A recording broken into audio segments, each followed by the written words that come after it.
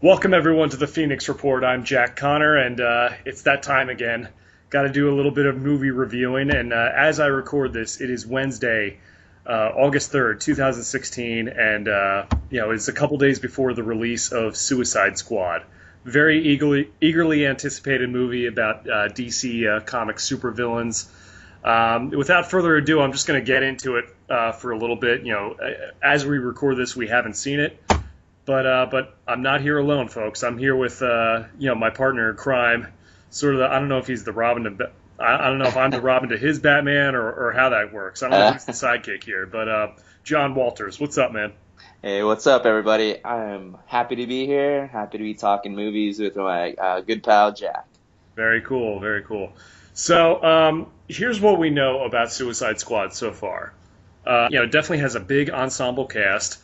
Will Smith. Will Smith is Deadshot, Margot Robbie as Harley Quinn, Jared Leto as the Joker, Viola Davis as Amanda Waller, Joel Kinnaman as Colonel Rick Flag, the leader of Suicide Squad, Adewale Akinajoy Agbaje, or Triple A, I'm just going to call him, as Killer Croc. Right. Karen Fukuhara as Katana. I'm surprised I'm remembering all these names. That's amazing. Jay Hernandez as El Diablo, Jai Courtney as Captain Boomerang. That's I almost right. forgot about him. Yeah. Really important Flash villain. We have a couple other guys in there. Enchantress is in there. I forget. That's who's right. I forgot too. Cara Delevingne is the name of the actress. Do you have a piece of paper in front of you? I don't, man. This is all going off memory right now. That is amazing. I don't know. I don't know how I remember this stuff, but I do. I'm sure my wife wishes I remembered other stuff easily, but what are you gonna do? Hey, you gotta take what you can get, I guess. Hey, you can. Yeah. That's the price you pay. Anyways, so we know that obviously, you and I both know, being DC fans, we know what the Suicide Squad is. It's basically a government-recruited agency of supervillains, and it's kind of like, they're being asked to perform these secret missions in exchange for their freedom. Right. And in exchange for basically not having a death penalty. I guess you could say. Yeah. So, I mean, for me, I honestly didn't really know Suicide Squad until they announced that they were going to make it. I don't even remember if they've made any animated cartoons on it or anything like that. I felt like that was out of the blue for me. Actually, and this is kind of an obscure thing, but in Justice League Unlimited, they actually had an episode dedicated to Task Force X. Oh, okay. Was that supposed to be Suicide Squad? That was just their code name? Basically, they didn't want to use the name Suicide Squad, but I think... Well, sure, it means a cartoon, yeah. But I think the official name, even in the comics, like the government, designated it as Task Force X. Okay, I must have missed that episode. Yeah, it was led by Rick Flag, and it had Deadshot, and a couple other people. I think it wasn't Giganta, but it was a few other. There was a shark one, right? Like something. It's because I know they thought about having, instead of Killer Croc, they were going to have like King Shark. King Shark, there it is. Yes, thank you, King Shark. That was not in the cartoon. I know that there were iterations of the Suicide Squad. Right. King Shark was there. Like even Superboy was part of it at one point. Oh, okay. I guess just leading the mission. Right. It was Deadshot, a couple other people. I think the Clock King. Was like the strategy guy behind it. So, do you remember enjoying that? Do you remember that episode? I do. I mean, I have that series on DVD, so I know I can. Oh, perfect. Pull it out. Yeah. But I remember that, and even more recently, on Arrow. Okay. They've actually had a version of the Suicide Squad on there. Oh, I did hear about that. Yeah, they had some kind of little mini Suicide Squad or something like that. Yeah, well, I mean, they actually had a version of Deadshot and Amanda Waller. Oh, wow. And a couple other characters on there, and yeah, so they had, so again, that fully, if that doesn't confirm that those two universes are separate, then that's right. Yeah. and that should let you know. Yeah. But it makes me kind of wonder if they will eventually, this is kind of off a tangent a little bit, I wonder if they'll eventually just bridge the two, not saying they're the same universe, but rather maybe you have the two Flash running, in a space-time continuum type of object where they, maybe kind of say hi to each other somehow. Right, you'd have like Grant Gustin and Ezra Miller. And Ezra Miller both running. Maybe they pass each other or something like that, just to kind of give a little, tip of the hat towards the other universe, saying like, hey, yeah, they're separate, but this is like giving a little nod to the other universe. Anything's possible. I don't see it happening, but yeah, you never really, like, I'm not getting my hopes up on that one because although I know Jeff Johns did mention how, like, I guess Flash would be exploring parallel universes and multiverse and time travel. Exactly. So exactly. And I know in that featurette I sent you today of the the BVS featurette, Ezra Miller himself talked about going to parallel universes and multi-universes and everything like that. So that's why I kind of thought about maybe they might attempt not necessarily to bridge the two, but rather to just kind of acknowledge the two. Do you get what I'm saying? Yeah, no, I see what you're saying. That would be interesting because I could imagine like the two actors being on there like, hey, wait a minute, you look a lot different than me. Yeah, exactly. That would be a little bit of a weird moment. But I mean, he would be the only one that could do that, Right. And by the way, side note, when Ezra Miller got the gig as the Flash in the movies, I think he sent like Grant Gustin a tweet or something because I guess I think he's a fan of the show. Oh, is that right? Okay. I had heard that. I don't know if there's any truth to that. Well, I know I've read that like they're both pretty good pals and they're both like respect each other's work, like as far as both being the Flash and that they're going to be different. Yeah, I could see that. That's pretty cool. I think that's pretty cool. Yeah. So, but anyways, getting back to Suicide Squad, I think the big prediction was that the Joker would be the main villain or the main antagonist. Yeah, that's what I would figure at first. Like maybe the plot conceit is like, okay, in the wake of Superman being killed, right? Spoilers alert if you haven't seen Batman versus Superman. I think we're beyond that. But I guess, I had assumed that the conceit of this movie would be, okay, they're all getting together to take down the Joker. Right. Which would explain why they're bringing Harley into it, but right. I could see that not necessarily going down because she's in love with him. So I don't know. At first I couldn't figure out where the timeline of this movie would be, but then they said something about Superman. So obviously this has to be after all the events. Yes, they have said that this takes place after Batman versus Superman. Okay, it is after. Okay. And then the other thing was, I was thinking it has to be the Joker. It would make sense that he's kind of like maybe the big baddie, kind of like the big boss of the big mafia boss. So they're getting the other mafia to try and take him down. Right. That's what I figured that maybe that's what they were going after. That makes sense. I would hope that they don't like try to turn him good, because there's nothing redeeming about the Joker. I mean, that's supposed to be the point. Yeah, I mean, he's the cool bad guy. Everyone loves to hate him, but right. It's not like in WWE where, as they say, you can't turn him babyface. You can't turn him a good guy. I heard Will Smith kind of answer a question about somebody asked, what's the difference between bad guys and evil guys, and one said one, has just kind of bad, maybe tendencies, but he's got redeeming qualities, or one basically has no redeeming qualities. And, there's no way the Joker has any redeeming qualities at all. Like, no, he's just pure evil. Yeah, that's why he's like one of the greatest villains. I would argue one of the greatest villains in all of literature. Yeah, I would. Yeah, I mean, it's hard to argue against that for sure. Definitely, but I had also read something about the team or like Suicide Squad being brought together to bring down some sort of supernatural enemy.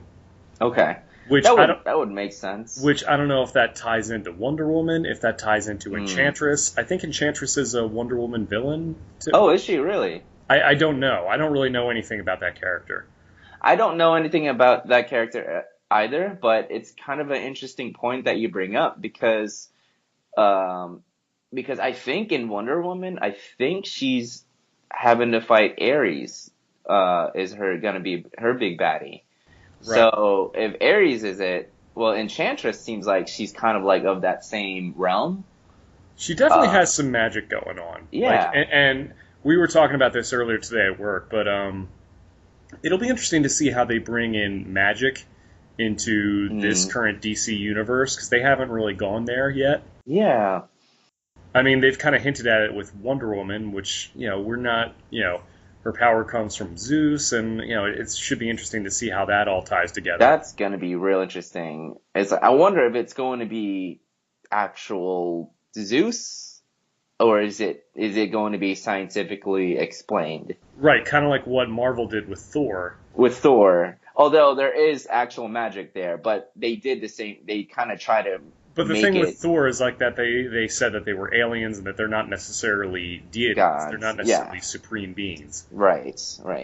Which, by the way, if Wonder Woman were real, could you imagine the religious uproar that would... Oh my gosh. Yeah. That would be crazy.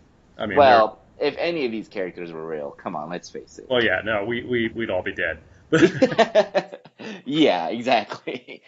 We would not be enjoying our movies. We would be in fear, living in fear. Pretty much. Yeah. Pretty much. But yeah. So it would be interesting about the magic thing because they haven't had that, and they clearly have magic. I don't know if you saw the clip of Enchantress or not.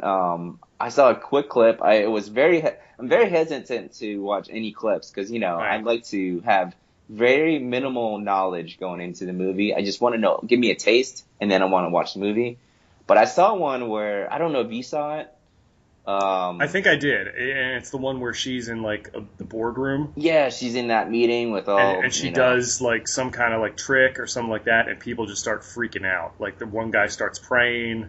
Oh yeah. Well, she looks like a normal like woman. And then she's asked to reveal her powers or whatever it is.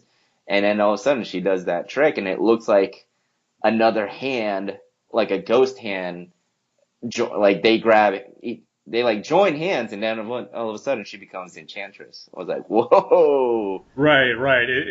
I always have to laugh because it seems like DC's going to like Marvel, like, we beat you to it. We got there before Doctor Strange. That's right.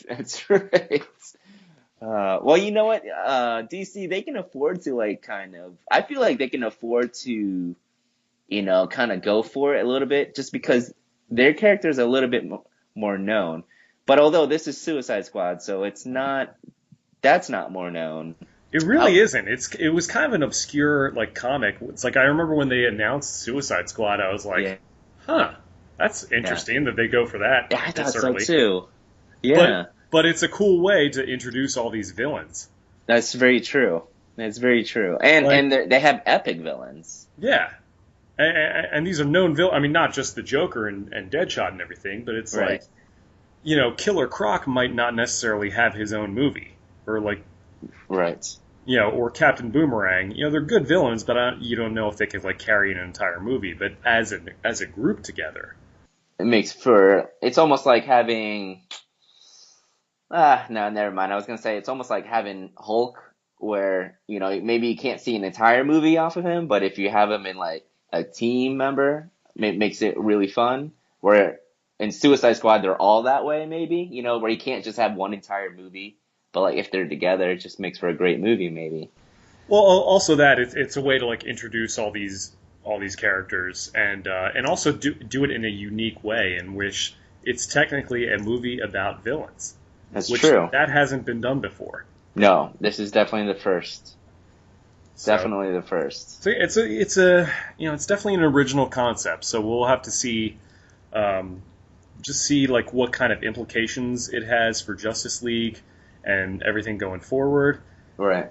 And just to see how they pull it off. And I know that sort of like one of the worst kept secrets is that Batman is going to appear in this. We don't know how heavily he'll be in the movie, how much screen time he'll have, but right.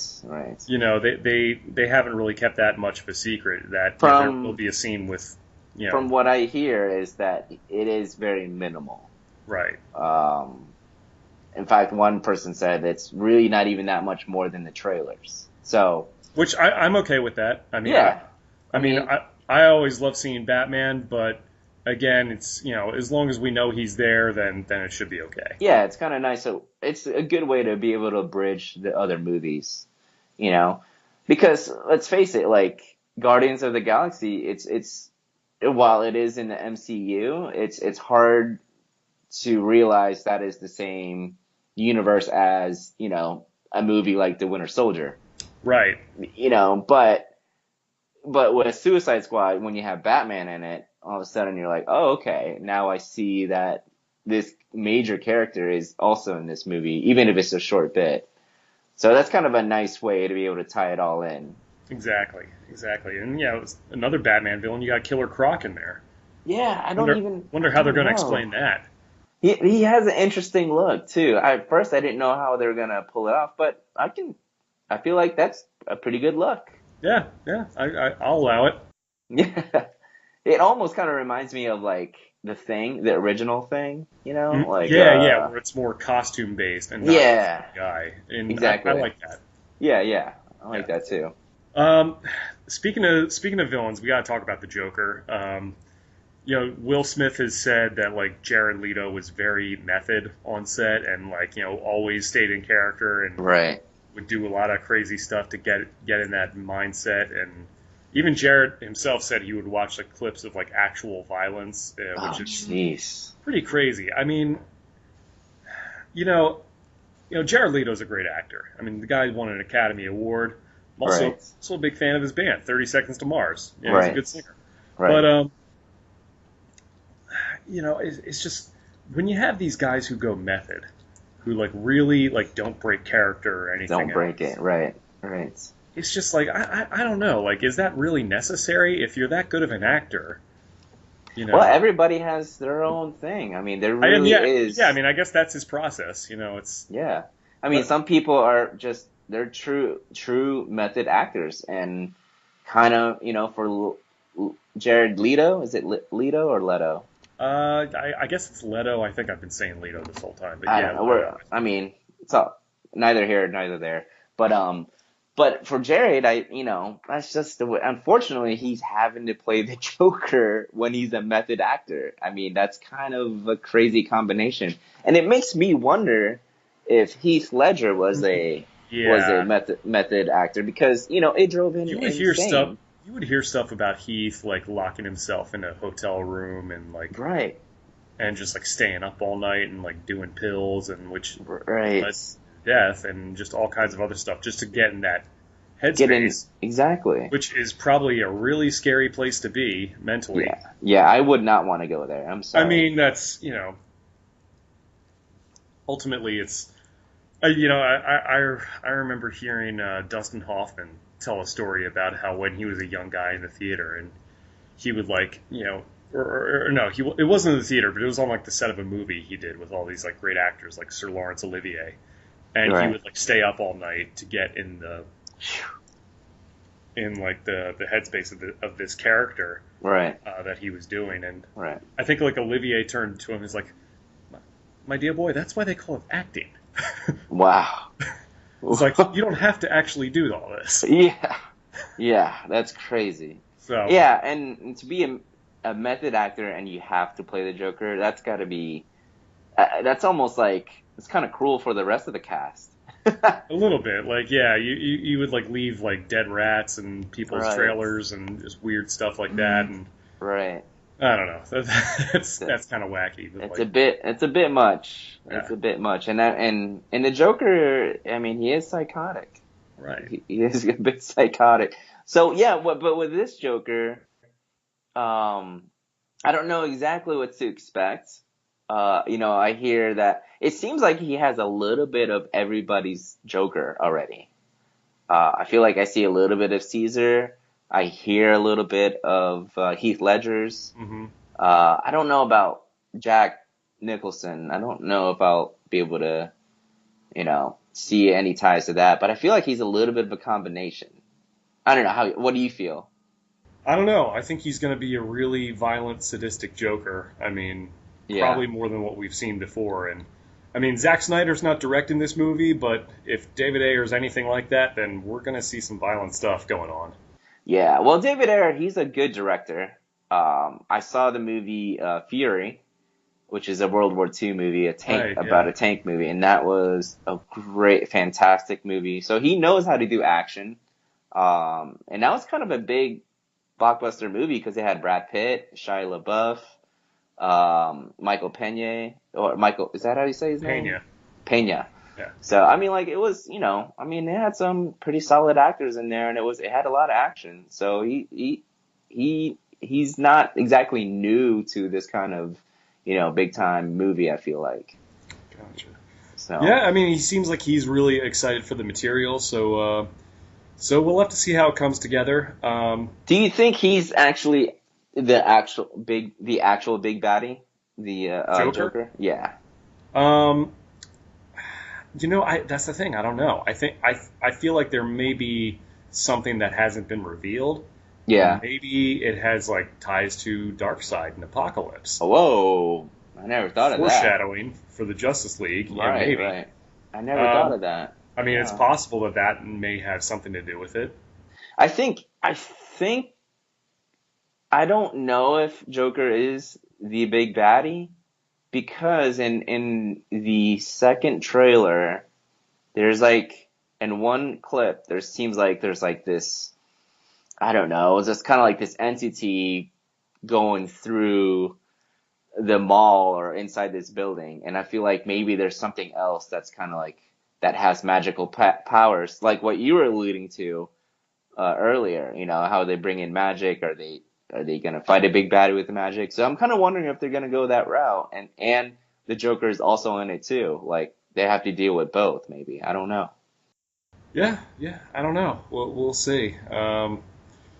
It's definitely going to be an interesting ride. I mean, if we got to address the elephant in the room, though, as we speak right now, it's August 3rd. We've heard a lot of negative buzz from Rotten Tomatoes. Right. Very right. low score. That's kind of a bummer.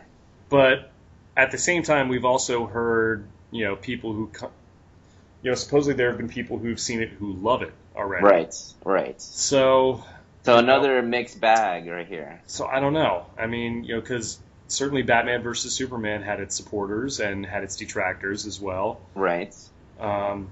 So. And the same thing with Man of Steel. Yeah, absolutely. And you and I both love Man of Steel, but there are a lot of people who didn't. Yeah. And so I want the movie to be as great as I hope it can be. Me too. I mean, I've gone on record for this many times. You were there. I wasn't a fan of Batman versus Superman. I was pretty disappointed in it, and I'm not going to lie, that kind of soured me a little bit on my enthusiasm for Suicide Squad. Yeah, as it should. Anytime you see a bad movie, or not necessarily a bad movie, but if it's something that was disappointing, the natural reaction is, you're hesitant about the next installment. Right. Not that this is a sequel, but it is in that universe. So right. I didn't really like how that turned out, but that doesn't mean that this movie is going to be bad, though. But the other thing, I want our I don't know, listeners to hear is you haven't seen the extended cut. Is that correct? That is correct. As of this recording, I have not seen it yet. I want to, Right. and I'm willing to give that a shot. And from what I've heard from like Seamus and the other guys, is that the extended cut was much better. It wasn't perfect, Right. but it definitely made for a better movie, even though it was much longer, and that things made a lot more sense when they were explained that way. Right. Right. Well, it's just what they did in that, just as a quick recap of it, is just not only were there extra scenes, but a few scenes were actually flipped. Mm. So that the story just flowed better. So when you put the theatrical cut out there and you're cutting out 30 minutes and you're flipping the other scenes, all of a sudden you've got a jumbled storyline and you don't know what's really going on and everything's being thrown in your face. Right. As opposed to this one, there's the extended cut. The scenes just make sense. You're invested a lot more in both main characters. Mm-hmm.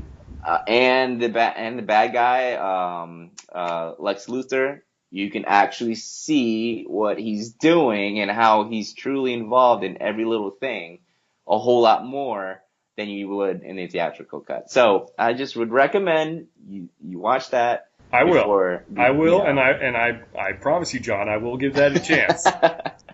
I know you've been like, you got to see it. You got to see it. I'm like, I will. Yeah, man. Yeah. I'm getting there. Okay. But yeah, but I mean, that doesn't mean I don't want this movie to do well. I want it to do well. I don't want it to just be good. I want it to be great. Although, even if it's just good and okay, I'll settle for that. Yeah, I will too. If it's a fun movie, if I can sit there and be like, that was a fun movie, I enjoyed myself, then I think that's a win. Right. It doesn't have to be perfect. Right. It doesn't have to be completely flawless, but just enough for me to work with. Right. And I think it will. I really do. I really think we'll still come out of there and be like, I had fun with that movie. Yeah. And hopefully that'll like kind of restore. I mean, look, when I saw that Comic-Con footage for Justice League, I was really excited. I was wondering about that. I didn't really get to talk to you about it. I was wondering what you thought of the Justice League trailer. I loved it. I loved seeing it, and it got me a little more excited. It seems like, okay, maybe they're starting to redirect it a little bit and kind of I feel like they've learned their lesson. Trying to course correct a little bit. Yeah, exactly. We'll see. We'll have to see. Because Snyder's still directing that one, so it's but he's I feel like even though for me I really enjoyed BVS. Mm-hmm. For those who don't, I feel like he's still, if you had to keep his score tally, he's 1-1, right? Like one's great, one's maybe not so great. Yeah. So he should still be like have hope that he's gonna make another good one. Yeah, I mean, look, I'm not going to crucify the guy. I mean, I'll give him the benefit of the doubt. He's a really talented director. Yeah. Some of the choices he makes leave a little bit to be desired, but that's, to be expected. But, he has a style. So that's true. And he sticks to it. Yeah, and it's like when I first saw Watchmen, I hated it, but I've since come around on it. So, I mean, there are a few things on that I wish I could change, but that's a whole nother podcast. What's funny? Did you ever see the extended cut on that? I own it, yeah.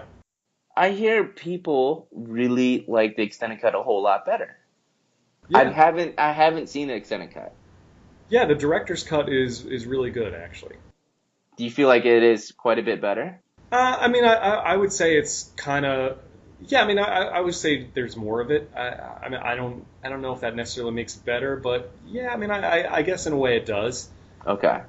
Because I've heard a couple people say they enjoyed theatrical cut, but they really liked the director's cut. Yeah. Like it was much better for them. I don't know. It makes it kind of interesting. I feel like Snyder needs to learn. If anything, what Snyder needs to do is learn to make a movie in a shorter amount of time. Right. Just condense it a little bit. He needs to learn that because studios are they're throwing money into these projects, and they're not comfortable with losing, losing the amount of times it's played in the theater, because that's all, money being thrown out the window for them. Right. So what he needs to do is he needs to learn to make the movie a little bit more condensed and still make sense. Yeah.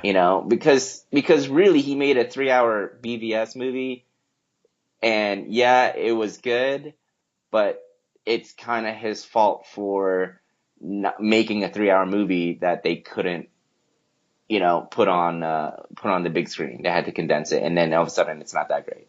Yeah, there was a lot there that didn't really need to be there. So yeah, so hopefully he's learning that. I'm thinking he is. I mean, look at Justice League trailer. I mean, that's quite a bit different than any of the other trailers we've ever seen. Yeah, it seems like, okay, we're starting to have a little bit of fun here. Yeah, look, even you and I both love Man of Steel. But the Man of Steel trailers, it would still probably fall along the same lines as the BVS trailers. Right? And Justice League trailers are very different. So I feel like he's learning his lesson. Mm-hmm. And remember, they just started filming this thing. They literally just started filming in April. Was it April? Or maybe late March. I mean, that's how early it is. Something like that, yeah. But anyways, as far as Suicide Squad goes, I guess I would say cautiously optimistic. Okay, that makes sense. I am too. I really have high hopes, and I'm looking forward to it. So we'll have to see. The only thing what I'm worried about in this movie is I'm worried that Will Smith is going to dominate the screen. I think that's the only thing. Maybe. I mean, look, the guy's got top billing. He's he's a huge charismatic star, and he definitely has a style. Like he's basically Will Smith. He's basically Will Smith. Exactly. With the shotgun. So it'll be interesting to see his version of Deadshot. I'm sure he and Harley Quinn are going to be the main focus. She's going to chew the scenery quite a bit. Yes. I did hear that even though the narrative and the editing is a hot mess, that's what they said. Mm-hmm. I did hear that they nailed down the dynamic relationship between Harley and the Joker. So that'll be cool to see. That's really encouraging. I'm really liking that. That'll be cool to see. It's her first cinematic treatment, so that'll be really cool. By the way, not her first live action portrayal though. What do you mean? All right, you want to get really obscure here? Hold on. No YouTube videos now. No YouTube videos. This is official. Back in 2002, there was a short-lived TV series on what was the WB at the time, before it was CW. And it was a show called Birds of Prey. Oh, yeah. That was a long time ago. Yeah. That was like the same producers as Smallville.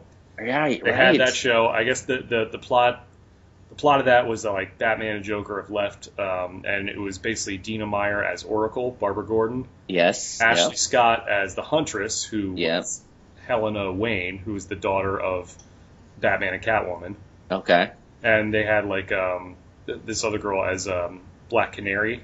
Mm-hmm. I remember that Black Canary one. Or Black Canary's daughter, however they did it. But and Harley Quinn. Yeah, Harley Quinn was the main villain of that, and that was played by Mia Sara, who she was Sloane Peterson in Ferris Bueller's Day Off. Wow. Okay, I did not know that. That is official. Yeah. Yeah. So that was the first, I guess, live-action official Harley Quinn. Not on the big screen, but it was on TV. Right. So, yeah. But first big screen version of Harley we're seeing. Yeah, right. That's great. Right, so right now I can just hear the listeners passing out. It's like, oh my god, I can't believe what a geek this guy is. Well, if they're listening and they're this far in, they're big geek themselves. Right. So, and by the way, screw you. You can go listen to something else. That's right. Well, Margot Robbie. Come on, Margot Robbie. I don't think you could have casted a better, at least looking, woman to be Harley Quinn. She looks like the part. There were a lot of actresses who wanted to play this role. Right. Kristen Bell comes to mind. Oh, really? She auditioned for it? I don't know, but she really wanted to play it. I mean, she would have been actually really good at it. Yeah, I could see her. Yeah. Um, who else wanted to do it? The chick from Battlestar Galactica. Okay, I never watched that. Yeah, no, I've never seen the show either, but Okay, okay. Katie Sackhoff. She was Oh, like, I do know her. Yeah. yeah, she was like pushing hard for it. She really wanted to get it, but I think she might be a little bit older now. She's a little bit old on the older side. Yeah. Yeah, so they might have wanted to go younger there. But yeah, Yeah. Margot Robbie, she's like on fire right now ever since Wolf of Wall Street. Oh, I know. I know. And she's been in several movies. Yeah, she's in like the new Tarzan movie too. That was out. Tarzan. I know there was one that just came out not too long ago. It had Chiwetel Ejiofor and I want to say not Chris Pine, but another kind of a big name actor. And it was just like it was like a post-apocalyptic setting. I forgot what it's called. But it was like the two guys and her. And like they were like ended up being it's almost like a thriller because they were like I don't know, they ended up fighting for her and like I don't know, it was weird. It seemed like it was like a good acting movie, you know? Yeah, no, I don't know. I'm sure she's done quite a bit of stuff, but Yeah. But yeah, she definitely looks the part and definitely seems like she's got the personality down. So I'm excited for it. Anyways, I guess I want to see more of the Joker and Harley already. More so than I want to see Deadshot. I don't know why. Maybe I'll fall in love with Deadshot, the character. I have a feeling like we're gonna get a lot of scenes about like how they met, which is gonna be wild. Yeah, definitely. Like straight out of like Paul Dini's. She was a psychologist. Yeah, psychiatrist. Or psychiatrist. There it is. Yeah. So dang, she turned way deep. Way deep. Really went the other way on that one. Yeah, no doubt. So that's exciting, yeah. Yeah, to be straight out of like Paul Dini's Mad Love episode. Yeah. The animated series. But anyways. Well, let's just real quick, like, any bold predictions, or at least, I mean, I said exactly what I wanted, at least something I wanted to see, the dynamics, but any bold predictions, just to put it out there, it doesn't matter if you're right or wrong, any bold predictions. Predictions about what's going to happen in the movie? Yeah, I mean, you don't have to go, plot for plot, or, just like something kind of event, something. I think something will happen at the end with, that will involve like Harley breaking away from the team and her and Joker running off together. That's pretty good. That's pretty good. Any big thing? I will say that maybe a couple of the other characters might get killed. Okay. Okay. That's what I was kind of wondering. Oh, by the way, another character is in there, Katana. She's she's a good guy actually.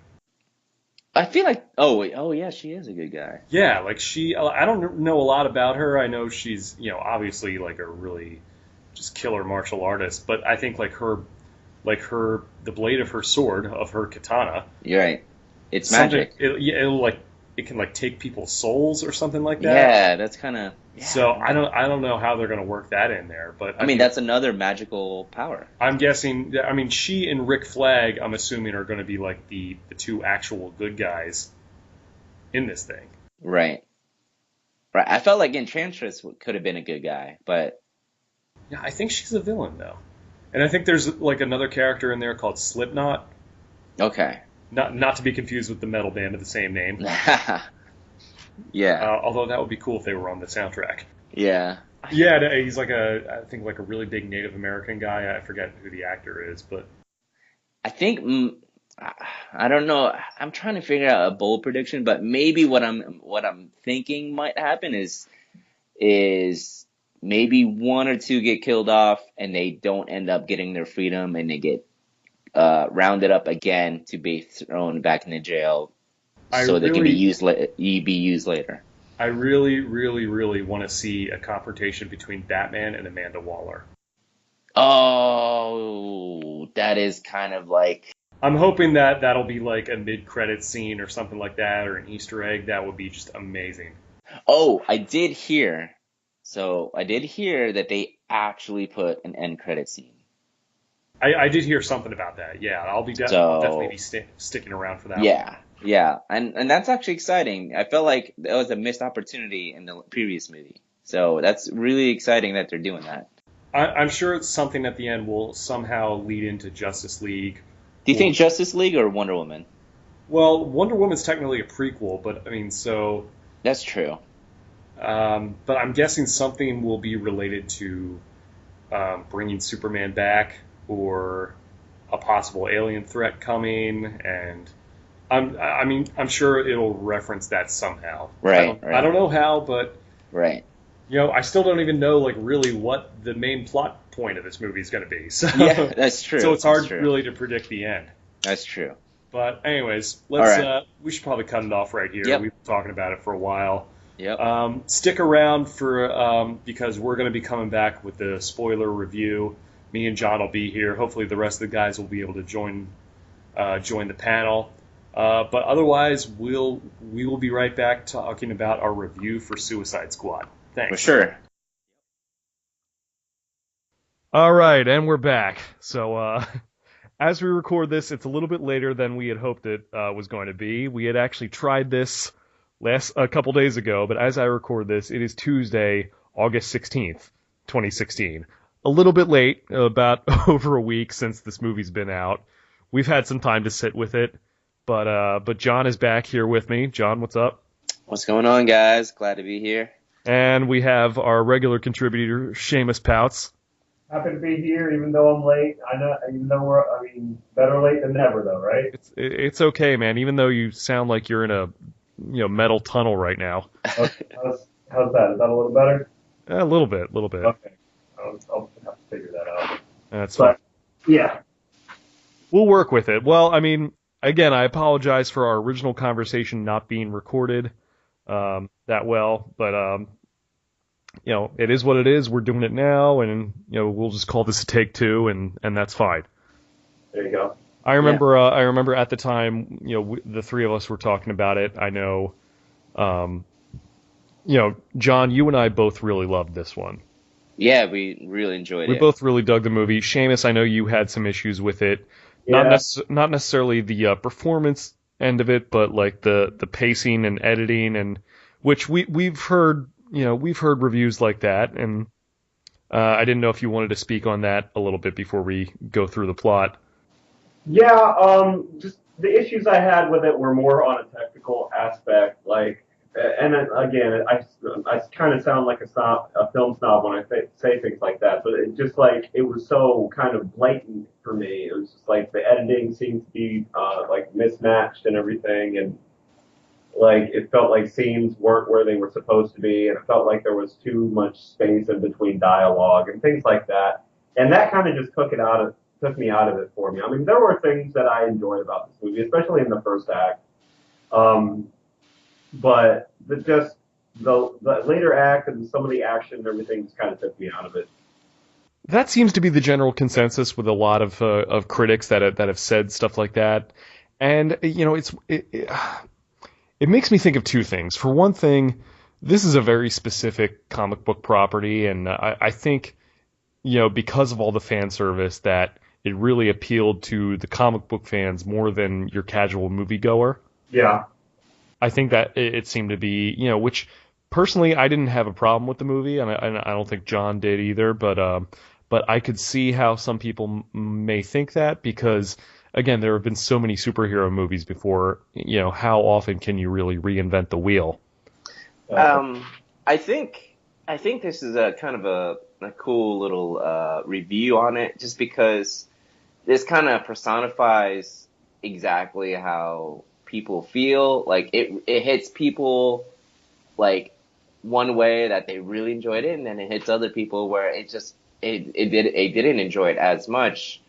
Like with Seamus, it just kind of it didn't connect with him exactly the way he would like to, as opposed to me. I too heard about the pacing and the editing issues, and I went with my friend Jake.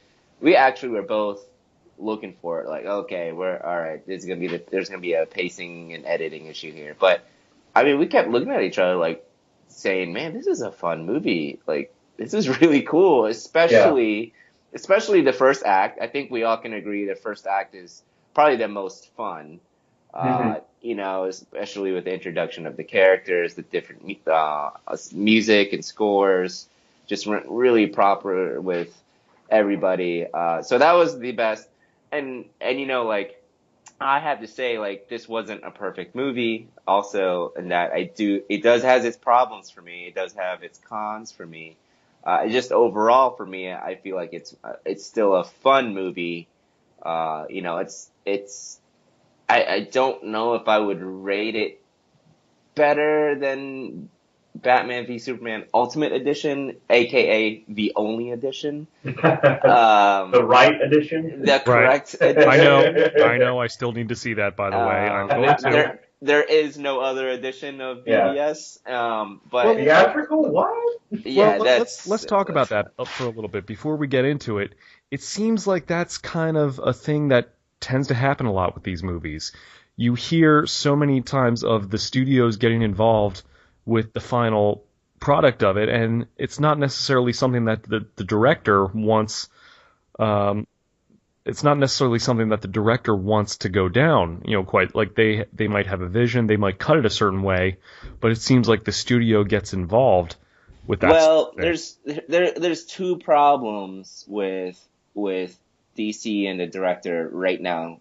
Is that the problem with DC is the studio is they're reactionary, very reactionary. This is exactly what happened with Suicide Squad. You know, they're like, oh, what happened with BVS and all this stuff. But at the same time, you know, with them meddling with the director's cut and all that stuff, at the same exact time, Zack Snyder, there's also kind of like a shame on him too for making a 3-hour movie. Right. Because he needs to realize these studios are putting in hundreds of millions of dollars. I mean, hundreds of $1 million. And they can't have a 3-hour movie runtime in the theaters and you're missing out on all that money. That's one of the perks about Suicide Squad is that it's shorter and it's more fun. So you get to see more, you know, like there's more showings of it, which is more money. So, you know, is Zack Snyder's cut a lot better? Oh, yeah, it's a lot better. It makes a whole lot more sense. But is it also shorting DC? Yes, it is, because not everyone wants to see a 3-hour movie, you know?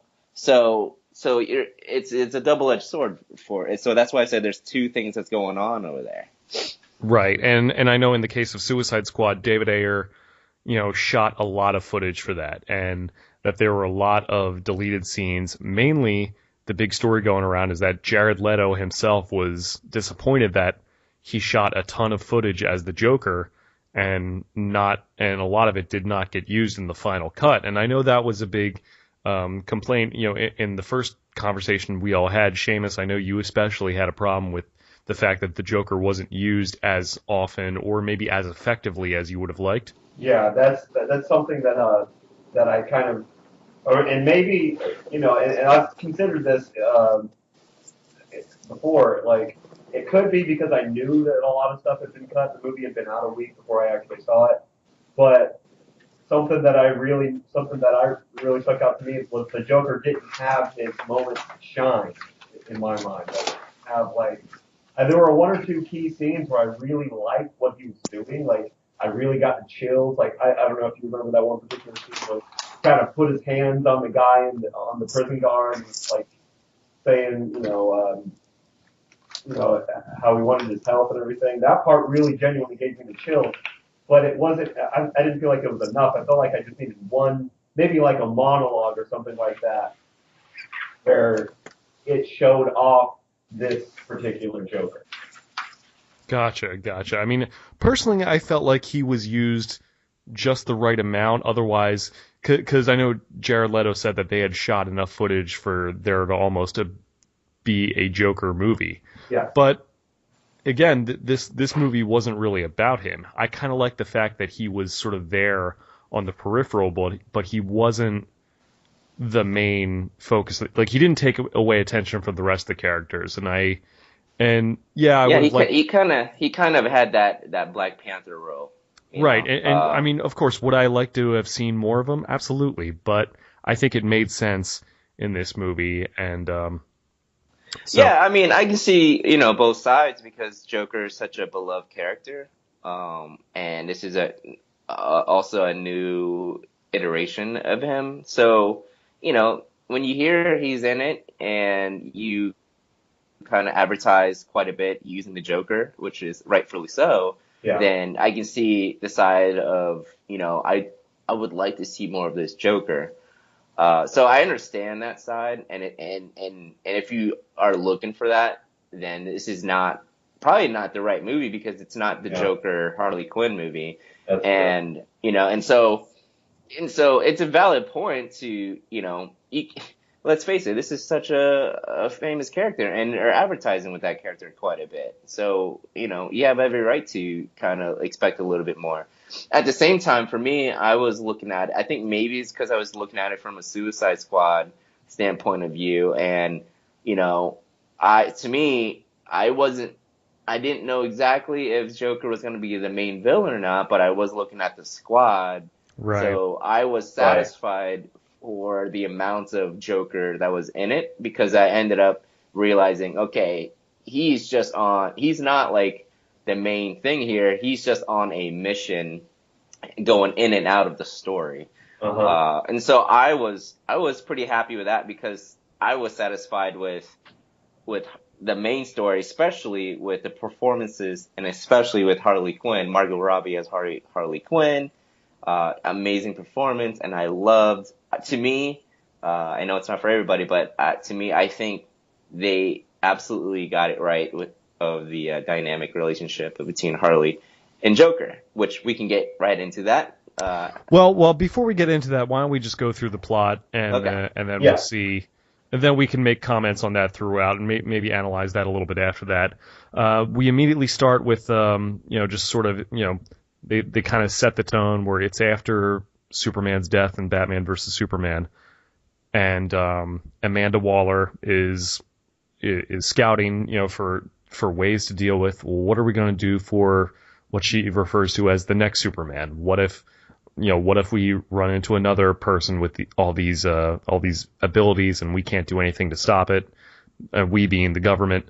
So she has the idea of recruiting criminals to be like, to go on black ops missions, but to be completely unaccountable. If they fail in the field, then they get disavowed. It's kind of like the Dirty Dozen or almost the A-Team. Yeah, it had that feel to it a little bit. It was, and I like, and I liked the idea, and I liked how they set that up. Basically how they went right from almost like this could have started right after, Batman v Superman, pretty much, because they showed scenes from it, and they just kind of jumped right into it, and this was basically like a direct result of what happened in Batman v Superman. Yeah, they did even show some clips from the funeral scene, which I thought was a really cool way to tie it into that one. So we immediately get introduced to to Harley Quinn, played wonderfully by Margot Robbie. We get introduced to Deadshot, played by Will Smith. You wanted to say Deadpool, didn't you? A little bit. I kind of tripped on that. Hey, I said it several times too. I'm like, Deadpool. No, it's Deadshot. I'm sure he wanted to be in this movie somehow. Oh yeah. He would if he could. He would fit. He would fit in that movie. He was knocking on Warner Brothers' doors saying, "Can I be in this, please?" Exactly. Yes. I know you have a lot of money. So. He would be hitting on Harley immediately. Oh, immediately. And all the fanboys would rejoice. All right, you would have just a complete nerdgasm all over the place. Man, what a couple, Deadpool and Harley. Oh Lord. So we meet El Diablo, played by Jay Hernandez, who actually turned out to be one of the more sympathetic characters in the movie, as we found out. Yeah, I hear a lot of people that's kind of like their favorite character. Yeah, he actually turned out to be somewhat of a decent guy. Like, as it showed, like, he had an accident and killed his family, even though he wasn't a great guy, but, he still felt a lot of remorse about it. Yeah, he just had a lot of redeemable qualities as, let's face it, he was still a bad man. Mm-hmm. He still did evil things. It's just that he had something to keep him grounded a little bit that was relatable for all of us. And then he ended up, through those circumstances, it was just kind of heartbreaking what happened, Yeah, he seemed like he got real religious as well. I don't know if you guys picked up on that. Yeah, he had a lot of, and like even his powers kind of had like some religious overtones. Like it seemed like he possibly, it wasn't just firepower that he had, but maybe that it was some kind of demonic infernal style power that he had, or possibly something like that. It kind of directly, or Maybe, yeah. They didn't really say where. I don't really remember where his powers came from. He said there was a line in there. He said, he did say at some point, "I was born with this." Huh. It's not like, I thought maybe like he made a deal with the devil type of thing. But he said he was born with it at some point. And I liked his line at the end. Like, it was something about like, God didn't give me these powers. So he doesn't need to take them away or something like that. Like, Gotcha. I thought that was kind of cool, saying he wasn't like blaming God. I felt like he wasn't blaming God for it, like, because a lot of, you can easily go that route. Like, oh, why did God do this to me? But he wasn't exactly blaming God for it. Gotcha. I'm looking into it right now on Wikipedia. It doesn't really say where his powers came from, but I know he's a relatively new version of El Diablo, like New 52. Mm-hmm. Sure. So he's relatively new incarnation of it. Chato Santana is supposed to be his real name. By the way, I forgot to mention, obviously, we mentioned Harley. There's obviously a big subplot between, they show a lot of her background with the Joker. Right. And some great scenes featuring Ben Affleck as Batman. Wonderful scenes. Oh, that was so good. that was a lot of fun as well. Just like that whole chase scene and everything. That was a good moment with Harley and the Joker, I thought, as well. Yeah. When he's on top of their car and they're getting away from him, I felt like I was watching the animated series again. Oh yeah. It was great. Yeah. It was awesome. I am glad they decided to hold off on like actual confrontation between Batman and the Joker, or at least this version of Batman and the Joker, because it's like, yeah, keep those guys as far apart as possible until you see them in whatever solo Batman movie that Ben is going to be doing, because that is going to just build up the anticipation to see these two guys go at it. Yeah, that's like another thing where they wanted to make sure this is still a Suicide Squad story and not a Joker Batman story, Yeah. Which, by the way, I was very happy to see Batman in there. We knew that. That was no surprise. We knew he was going to be there, but I'm glad. I think he was used very well. I agree. I feel like he was a very effective cameo, and it tied it into the DCEU as well. So it felt like a part of the universe. Affleck is just fantastic as Bruce Wayne. Absolutely. He practically is Bruce Wayne in real life. Let's be honest. It really is. To me, this is the best Batman and Bruce Wayne for me.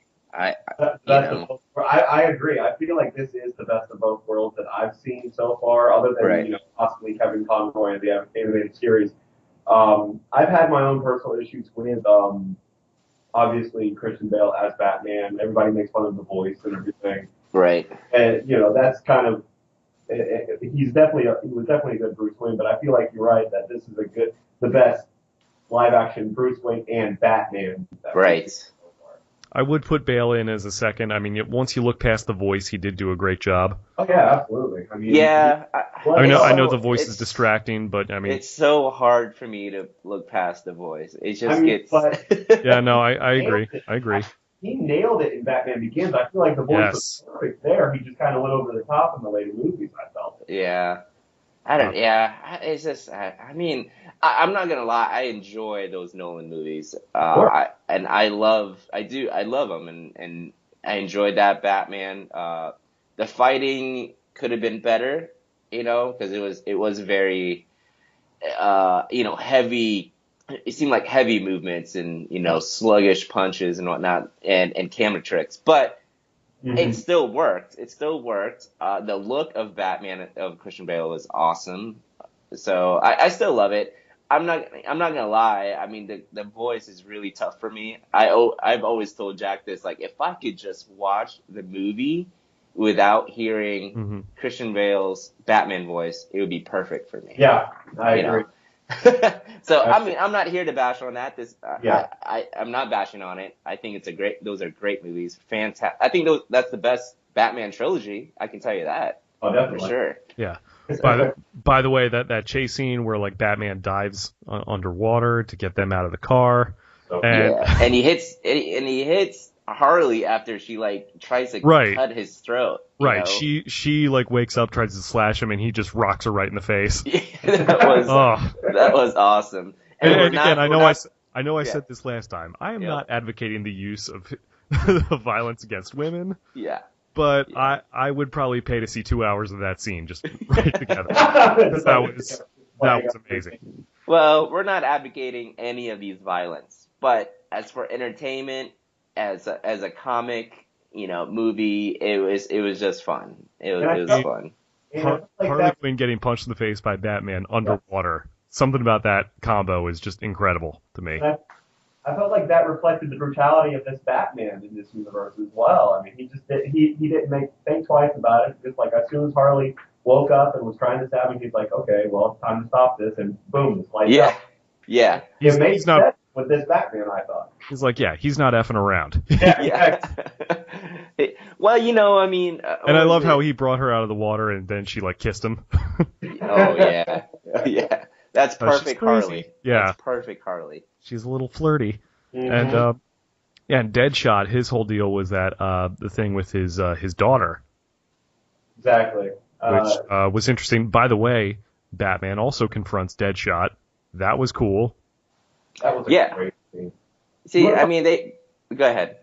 You want to talk about straight out of the animated series? That scene, like it was like in the alley, and how Deadshot was dressed.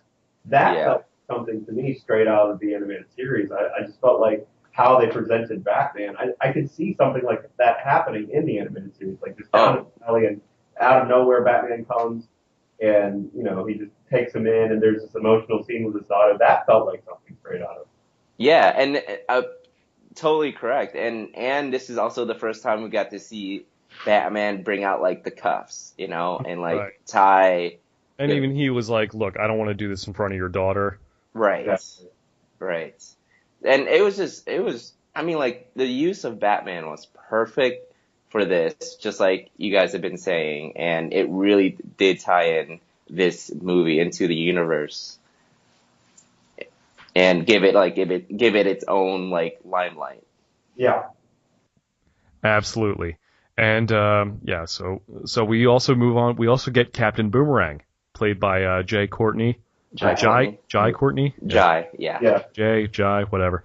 Well, anyways, the scene where he gets, spoilers, captured by the Flash, which was a cool thing. So much fun.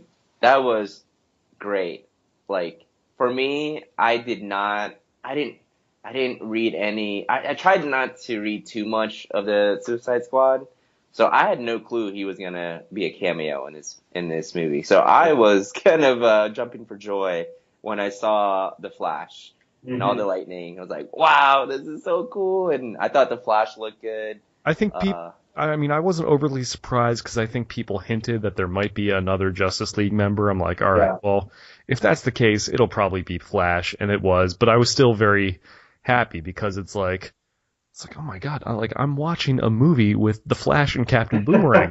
Right. I never thought I would see this. Who'd have thought?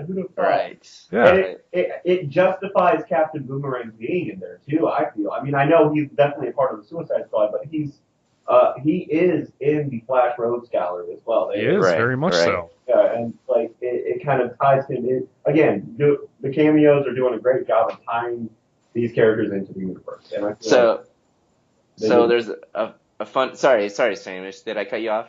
No, that's fine. I was done. Fun fact about that scene is that was directed by Zack Snyder. Yes. Oh, okay. Yes, I was about to mention that. It was in fact directed by Zack Snyder. Good call, John. Because it makes sense. I think that was part of the quote reshoots or extra shoots because they're filming. They started filming Justice League, and so Zack Snyder already had the costume.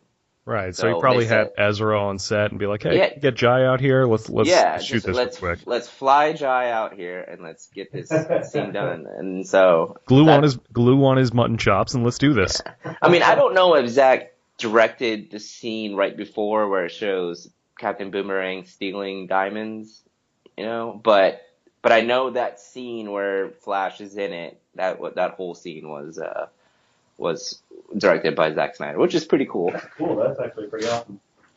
Yeah. Yeah, very cool. We had Killer Croc in there as well. He was fun. That was pretty much spot on, I thought AAA playing him.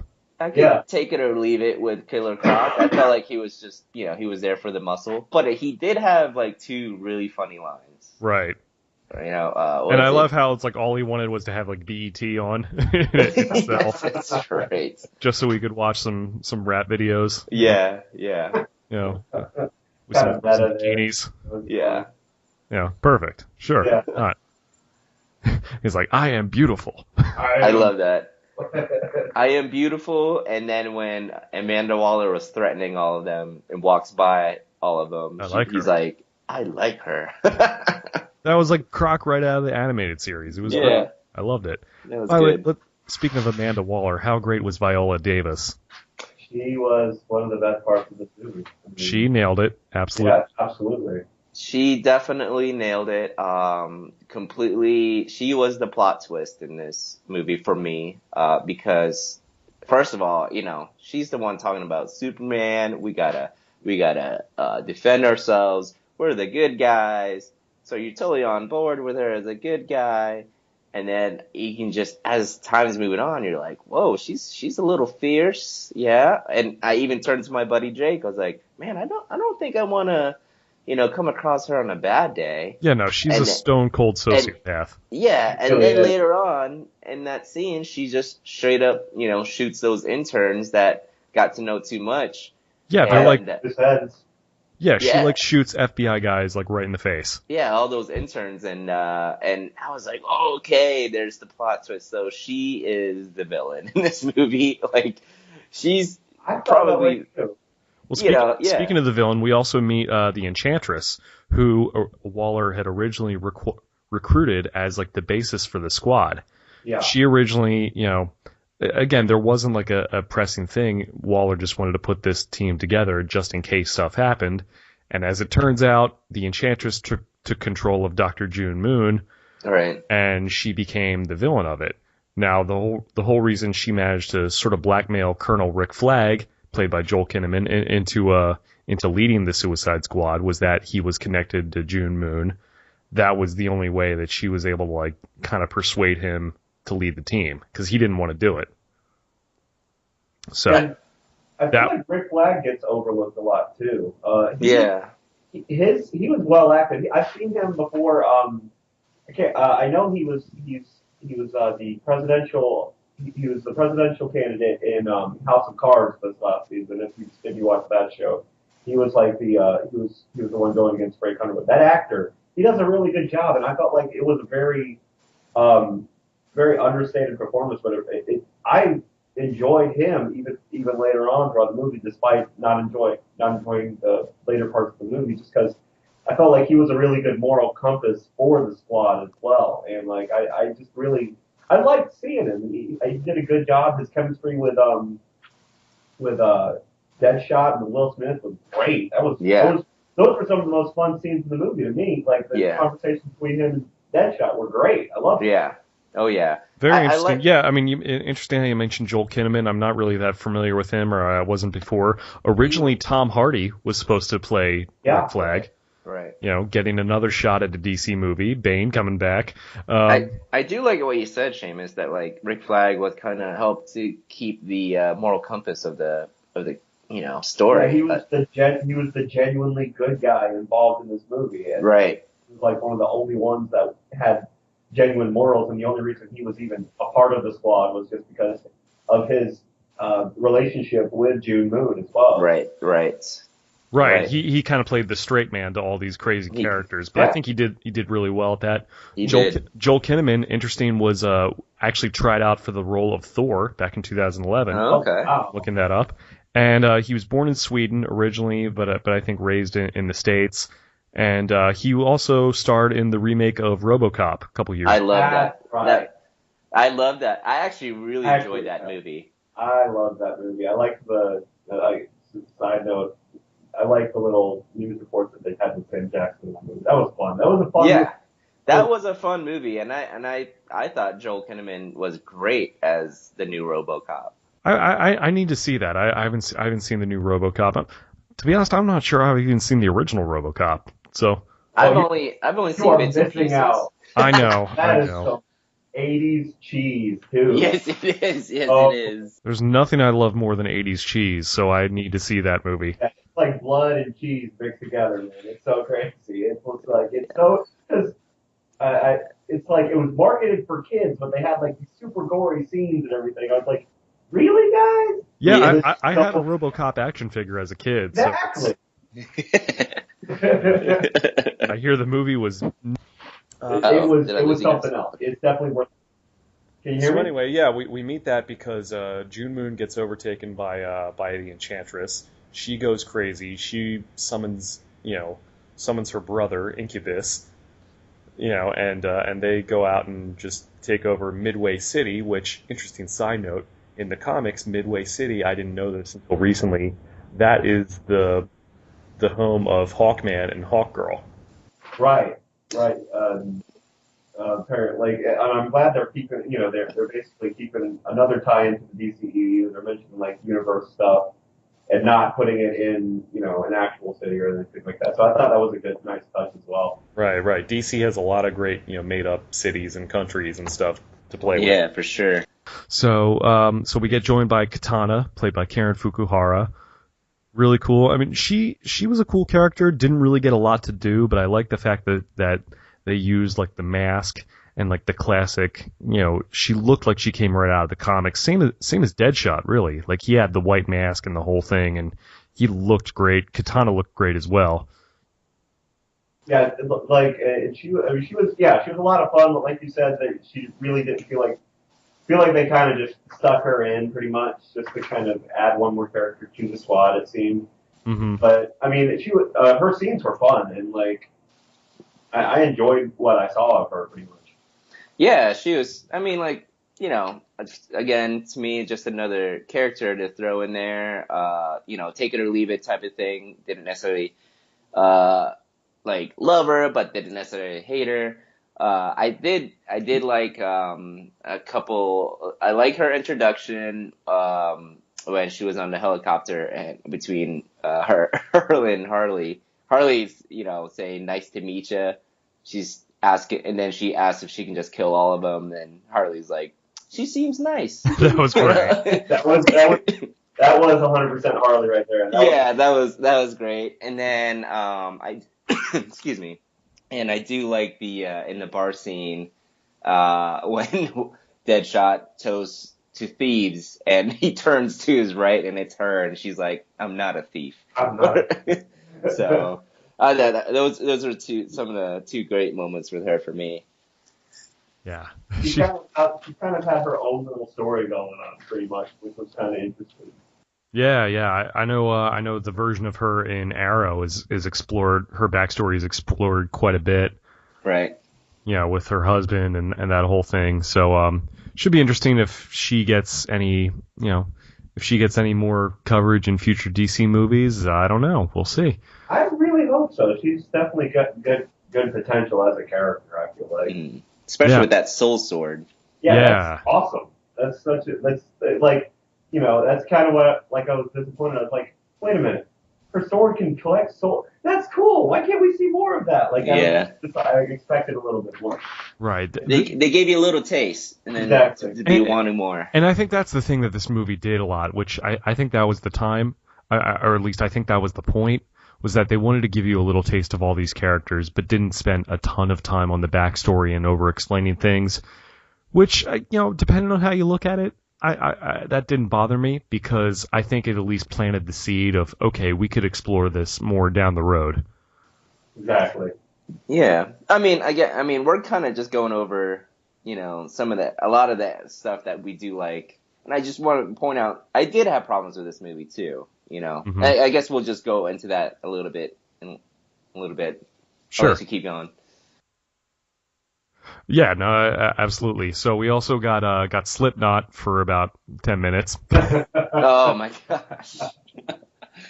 And yeah, but I mean, he wasn't really an important character in the comics anyway, so it's But that scene, I mean, that really did it for me as far as like giving a real sense of danger in this movie. Yeah, I agree. Because I do watch some of the Marvel movies where I love the Marvel movies and I can't really bash them too much. I love them, but the sense of danger is not really there. It's just that it's a really fun movie. As opposed to this one, I'm like, okay, like things can go south real quick here. They literally blew his head off. They literally did. Slipknot's not showing up in any DC TV shows, I don't think. No. And how crazy was it that Boomerang kind of set him up just to see if he could get away or not? Classic Boomerang. Oh yeah, thinking about himself only. Exactly. So yeah, no. As the movie goes on, I guess the plot becomes about them trying to shut down the Enchantress. And I think that's actually one of my cons. Is I think it's just the whole. She's assembling this team, but they ended up making their own. Like the villain ended up being their own thing, right, like from the own squad. But like, why were they being assembled in the first place? Well, I mean, I guess originally it was more of like a contingency plan. Like, hey, let's get them together in case something goes wrong, and she inadvertently caused something to go wrong. I mean, I understand that, but like. I can understand if it's just a contingency plan, but she was actually assembling the team together before Enchantress went off and did her thing and became a villain. So, like, I can understand if she's like, oh, here, she's at the board meeting, says, look, just green light me to put these guys together just in case. But it was more than that. They greenlit it, and then she went ahead and took Joel Kinnaman and said, bring your team together, and then they ended up being their own problem. Yeah. So I feel like that's where the story, maybe that's where the story is, where I felt like it was more of a con because, there was no reason to put the actual team together. It should have been more so about like her getting the green light to do it. You get what I'm saying? And I think I get what you're saying, and it's like I feel like that goes down to the problems I had with the movie as well, like as far as the motivations behind everything, and it just kind of got a little muddy for me, and I was like, what are they doing? But again, it's just one of the other things I had a problem with. But I understand what you mean. Yeah. Yeah, I mean, it's possible that there may have been another mission that she was trying to get them on, but all of a sudden this happened, and that's where the movie went. So that's where the presidents took place. Yeah. So, it was just one of those things. I don't know. It's kind of a self-fulfilling prophecy, but it happened. Yeah. And of course, along the way, the Joker runs in and interrupts things and. But I mean, I thought it was great. I thought the interaction between Joker and Harley was fantastic. We even got to see like the classic onesie that she wore on the animated Oh series. man! My gosh, that was so cool. That was so cool. Yeah, that one scene, that one little 1 second scene where it showed Joker in his tux and Harley in her Harlequin outfit. It was right out of the Alex Ross painting. Exactly, and yeah. I love again, that's something that DC does right. I mean, they get these bits, they basically know how to take these images and put them on screen and stay faithful to them. That's one thing that I really appreciate about the DC universe so far is visually they do it so well, and that is how it was lit and everything. It looked straight out of the Alex Ross painting. I have to say, like, I completely agree with all that, and just to add on top of that, I do have to say, I'm so glad they put that in there. It's great fan service. And at the same time, I am so glad the whole movie wasn't of her in that onesie. Yeah, because that's not practical at all. Yeah, no, I'm a much bigger fan of the half shirt and hot pants. I'm just saying. Well, I'm just saying the onesie, I think they did a perfect job of putting that in there. And at the same time, like, they knew it just could not work for a whole movie, There's some things that work great in the comics and in animation, but it just will not work well in live action. But they figured out a way to put it on there just to as a little nugget, to get us a smile and a little fan service. I love that. That was a lot of fun. And I mean, the outfit that you wore in the movie, it's I was okay with it. I just need a second. Just need a moment. All right, we're good. Okay. I have to do that sometimes. Yes. Yeah, so they ended up doing that, and as I had kind of predicted, not to say I told you so, but I told you so. The movie ends with Joker busting Harley out, and they run off together. Yep. Yeah, and even in the preview, I did say I do think that Amanda Waller. I'm hoping I said this in the preview. Maybe I'm gonna completely contradict myself here, but I think I remember saying that I think that Amanda Waller is gonna get the squad together still, but Harley was going to escape on her own. But I didn't predict that Joker was gonna bust her out, which was a pretty cool twist. Right. I wasn't expecting that, but I figured that something would happen that would allow the two of them to run off together at the end of the movie. Right. Exactly. It was. Yeah. I felt like that opened it up.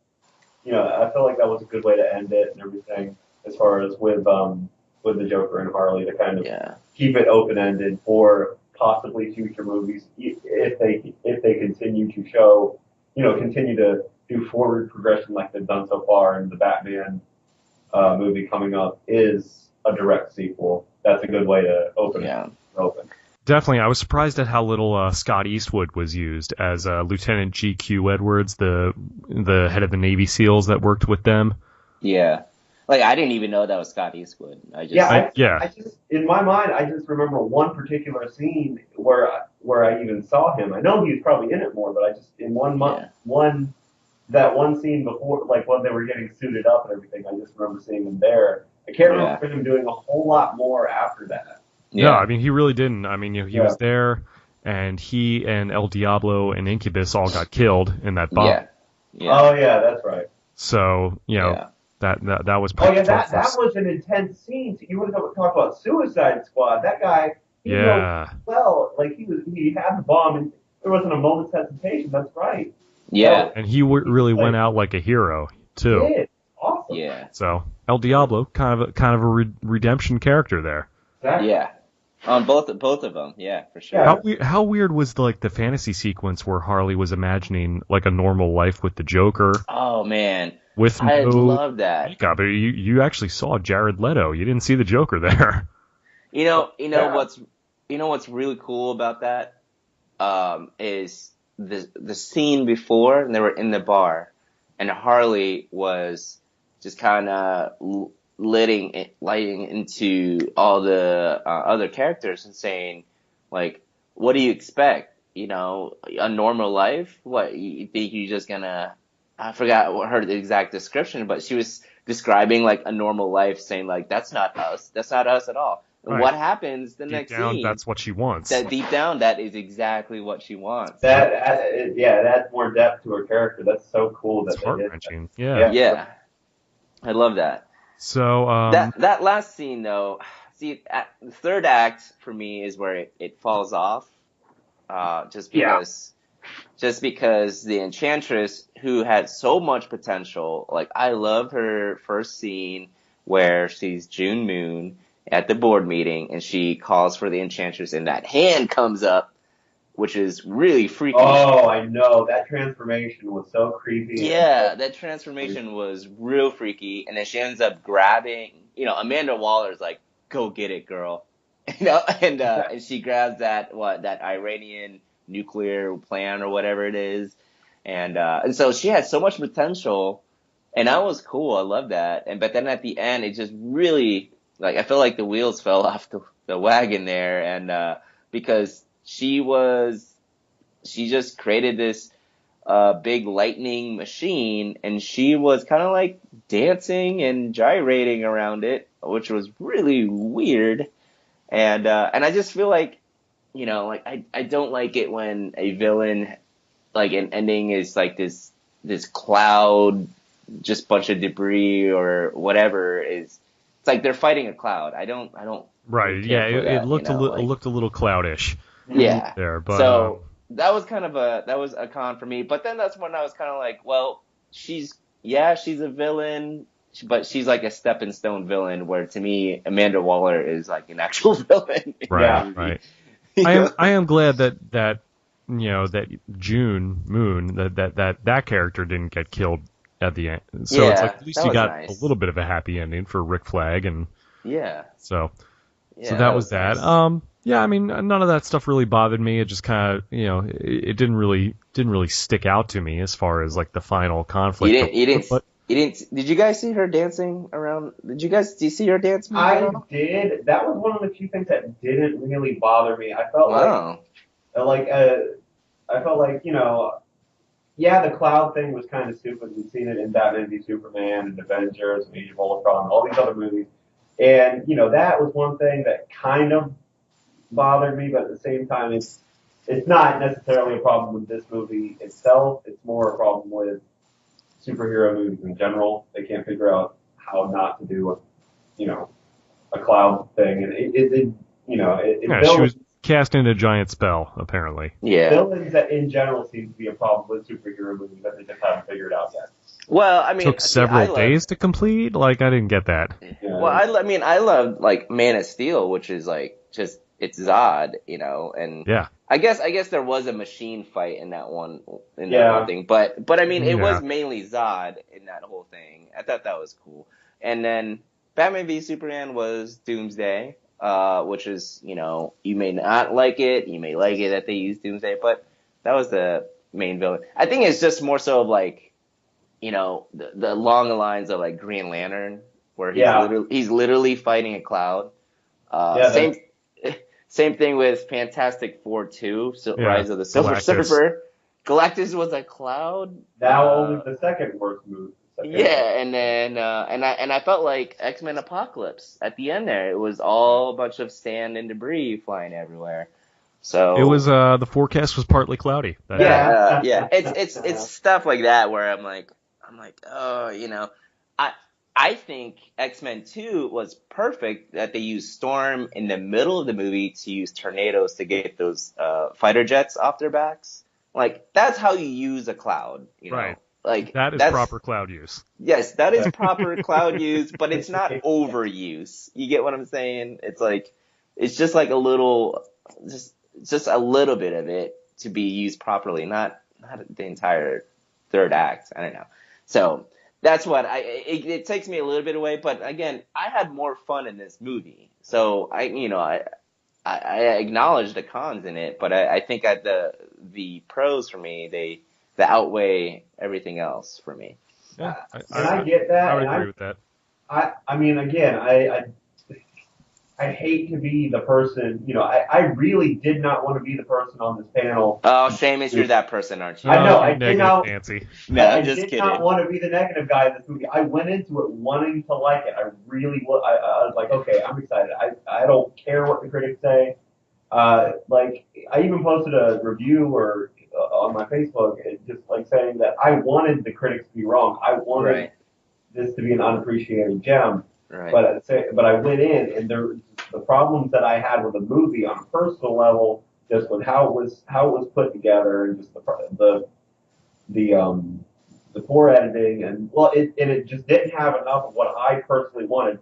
So I came out of it disappointed, and probably more disappointed than I would have been if I'd have just gone in with the mindset, okay, it's not going to be great, and then just would have been pleasantly surprised by anything that would have happened. But, yeah, your opinions are more than valid.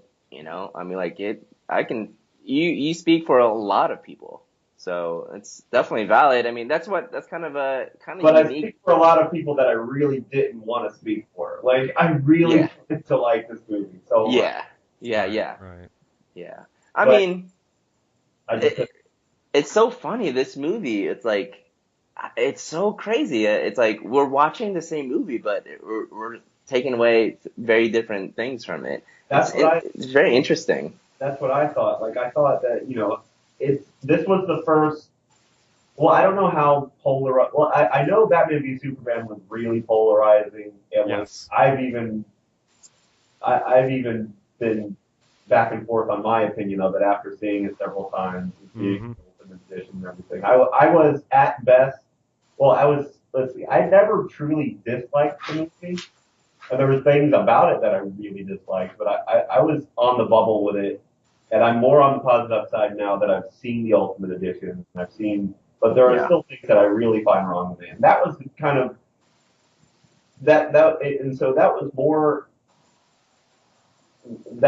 of a polarizing position for me in that movie. But I feel like this movie has been even more polarized.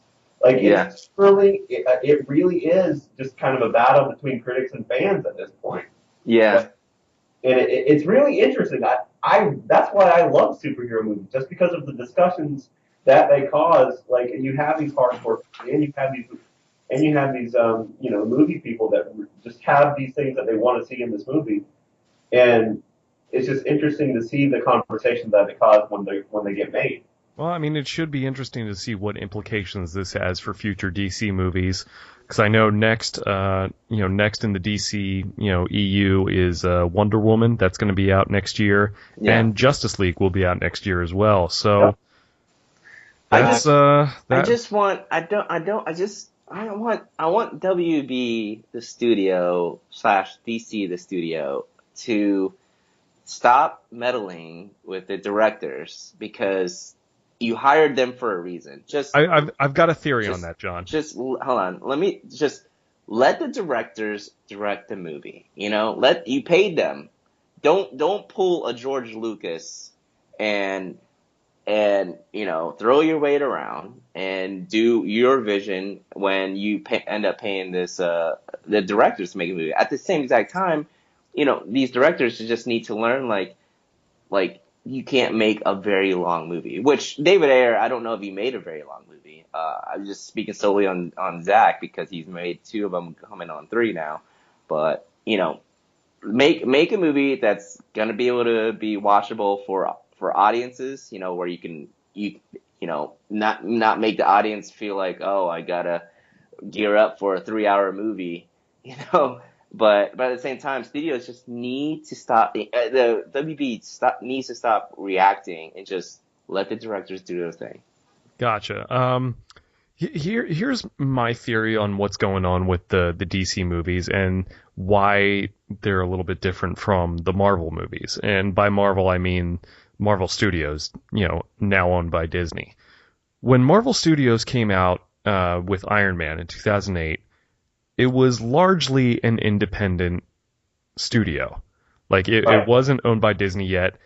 They pretty much did everything else. People call Iron Man, the biggest independent movie of all time.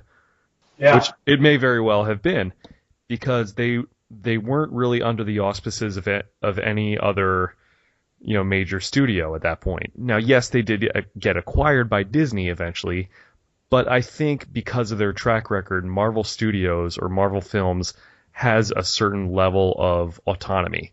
Whereas DC, I mean, they're starting to build like DC Films as a thing now, and I think they're starting to have like Jeff Johns in the Kevin Feige role for lack of a better comparison. Yeah. But I think because Warner Brothers is such a huge corporation that you do have input from people from the top who may not necessarily be comic book people, who are probably looking at it from a different point of view.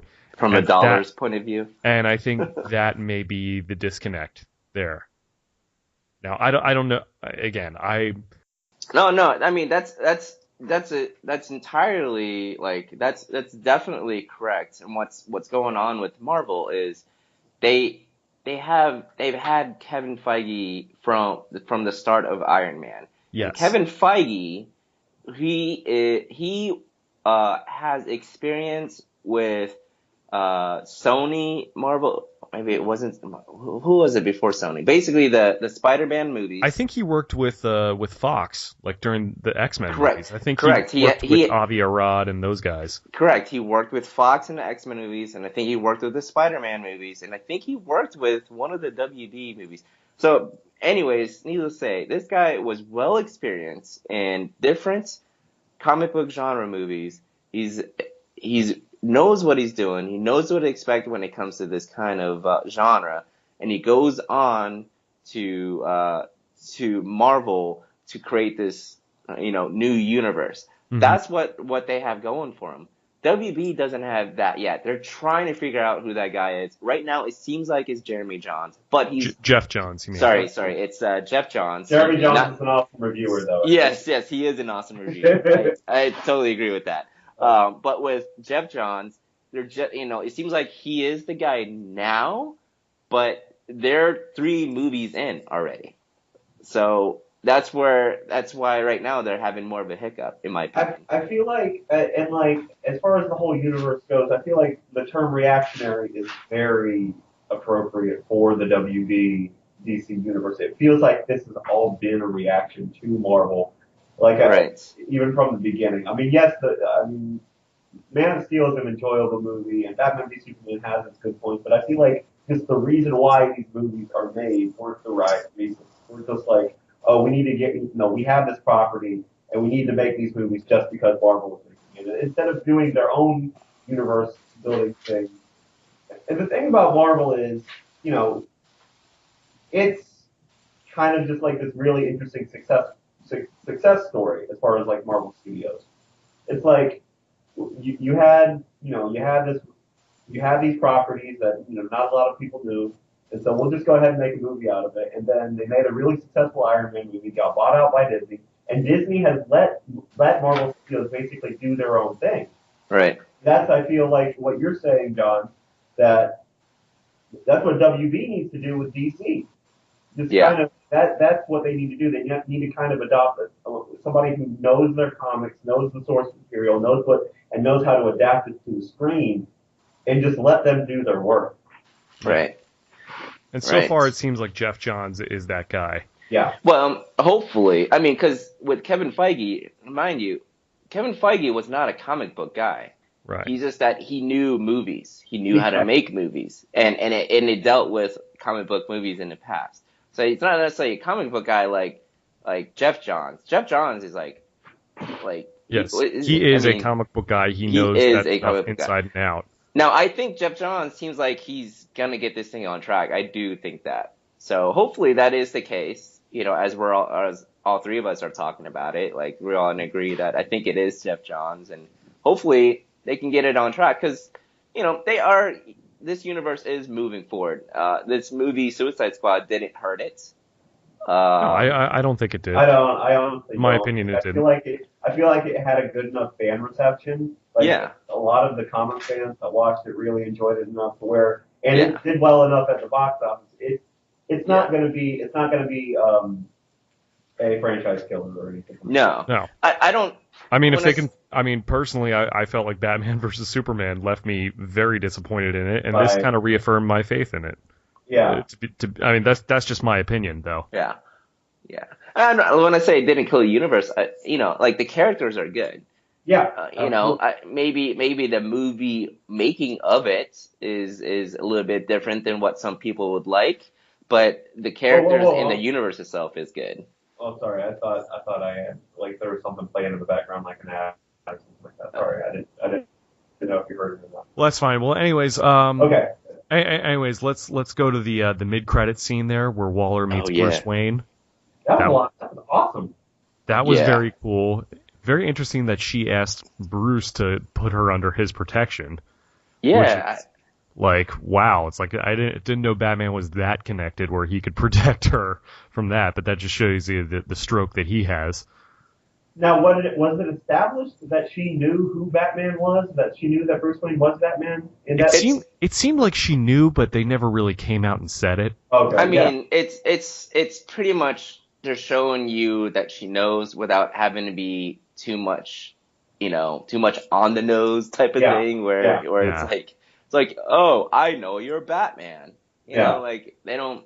They think we're smarter than that. But I mean, it seems like she's onto him. She's like, you shouldn't work nights.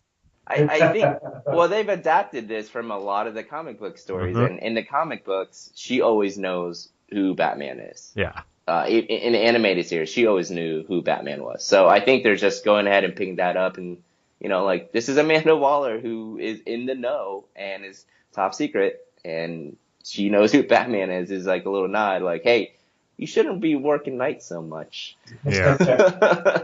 So I thought that was a cool mid-credit scene. It was awesome. I love that she's giving him the files of metahumans. Of course you would know that, That had almost like an Avengers Initiative feel to it. Yeah. Very much so. And I gotta say, this is how you show other characters. Yeah. It's like here's a file. With numbers and letters and pictures. I hadn't even thought of that, but you're absolutely right. Yeah.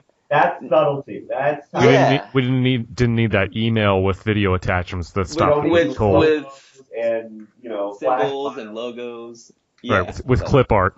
Oh my God. Yeah. So we didn't need that. I mean, I do like each scene. I gotta say, I do like each scene that when they click on the link eventually. I do like each scene, but. It was so weird. I was so organized. And like I was on like a Justice League website or something. Yeah, exactly. This was the right way to do it. Yeah. Like here's some top secret information that we've put together. It's not a Justice League website, like you said. Definitely. Well, there you go. I mean, I think we pretty much covered this movie pretty well. I think we've given our thoughts on it.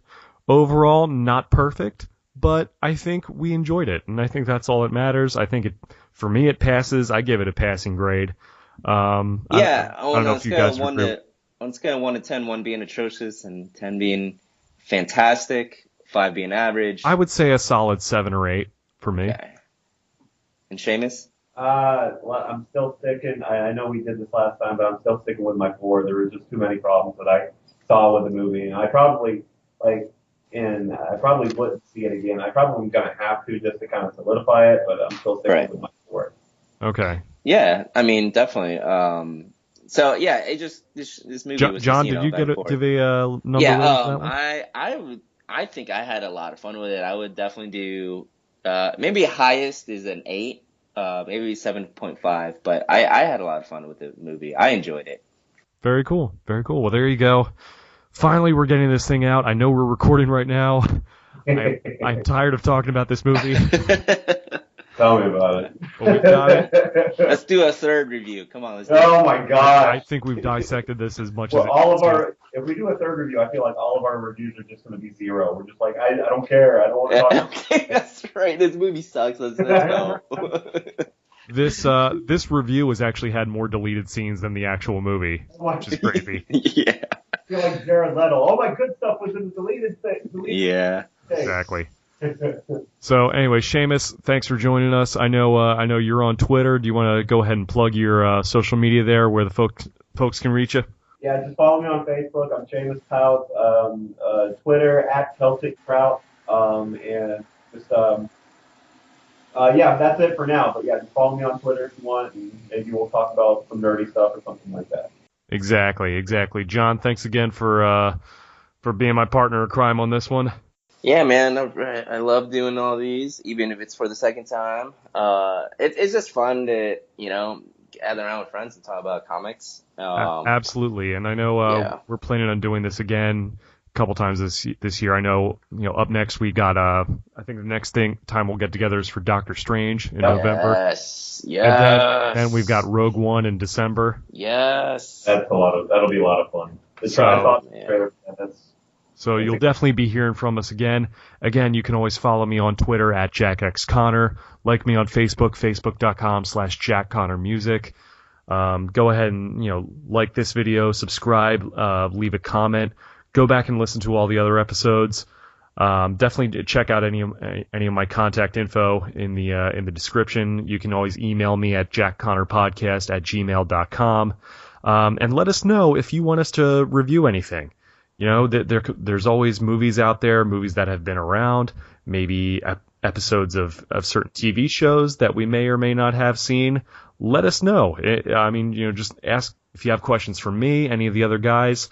Don't hesitate to email me or tweet me or leave comments or whatever the case may be. Guys, any final thoughts? No, I'm looking forward to the next time. Can't wait. Cool. Yeah, looking forward to, hopefully we just keep getting good comic book movies. Hopefully. Yeah. Well, even with the bad ones, there's always, or the mixed ones, the mixed bags, there's always a lot more to talk about, it seems, with the mixed ones, too. That's true. Absolutely, and there are a lot of other cool, similar movies coming out. I know we didn't get to review Star Trek Beyond. I kind of wanted to, but that didn't really come together. That was a fun movie. Yeah, Star Trek Beyond was cool. We've got, Star Wars Rogue One coming up. Not necessarily a comic book movie, but definitely in our wheelhouse. Yeah, absolutely. That's a comic. Star Wars is a comic. Well, but it was a movie first, but then there were comics made from that. So it's true. Yeah, it's very, very, very similar. Anyways, this has been awesome. Thank you guys for tuning in with us. We hope you enjoyed the movie. Let us know what you think about it. For Seamus and John, my name is Jack Connor. This is the Phoenix Report. Thanks for tuning in. Rock on. We'll see you at the movies. Bye.